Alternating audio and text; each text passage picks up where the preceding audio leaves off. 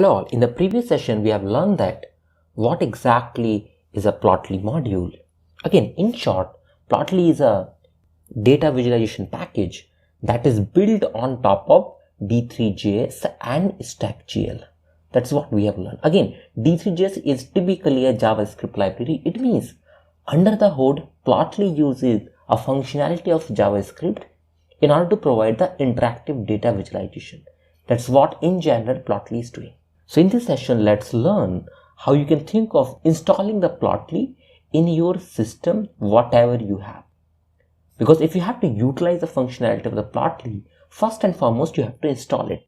Again, apart from Plotly, you need one more module, often known as Chart Studio. Again, in short, what this additional module does for us is, it typically provides a web service just to host a graph. Imagine there is some chart you have. Let's say this is a line chart. So if I have to host it on top of the screen, so what we need is we need some kind of web services. In those instances, you can think of utilizing the functionality of Chart Studio. Now, using this command, which is my exclamation pip, here we say install. Now what we have to install is, first and foremost, we have to install Plotly. Then again, I will say pip install. If I'm not wrong, it is chart, I think, underscore studio. Yeah, let me check that. Very first, let me just execute this line of code and let's wait for some couple of seconds.